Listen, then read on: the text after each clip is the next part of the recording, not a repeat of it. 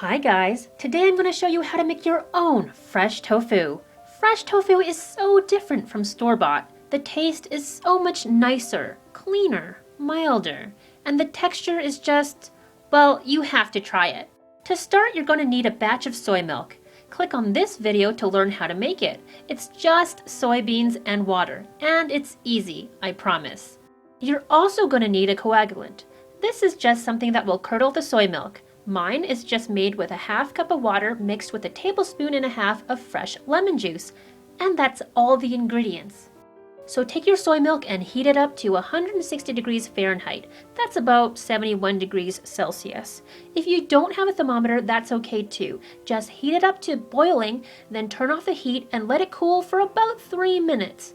Just make sure to stir it constantly, as soy milk tends to form a skin on the bottom and it's prone to bubbling over. Once it's hot enough, take it away from the heat and stir in half your coagulant liquid. Stir it in really well with a wooden spoon or spatula for a few seconds. Now place your spoon straight down, stopping the spinning motion of the milk. Pour in the rest of your coagulant. This time, stir in a gentle back and forth motion. You can also use a figure 8 motion. The thing is to be gentle but thorough in incorporating all the lemon juice mixture. You'll find that the soy milk will start to form these lumps. Once you're getting quite a few lumps like this, cover the pot and let it sit for 10 to 15 minutes.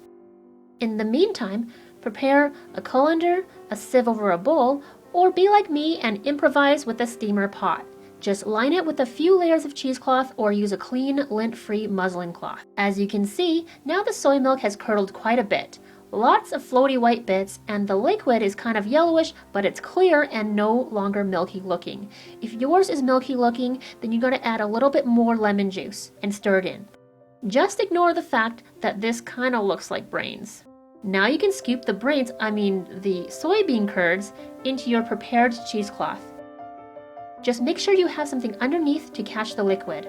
I got lazy and just started to pour the whole thing in.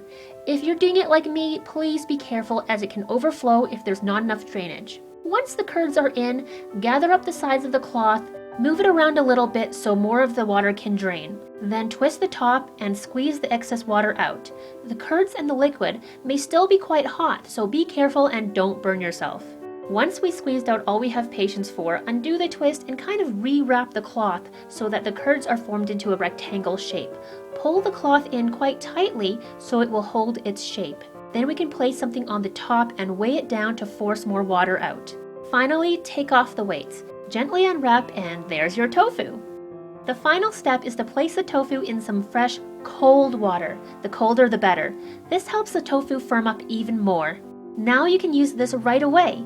It's so much better than store-bought tofu in taste and texture, and you can know exactly what went in. This recipe is pretty small, but you can multiply it to make larger batches. In the next videos, I'll show you what I did with this batch of tofu and what I did with the soy milk pulp. Thank you so much for watching this video. Please give it a thumbs up if you liked it, and let me know if you try the recipe. Don't forget to subscribe if you haven't already for new, easy vegan recipes every Friday. Bye for now.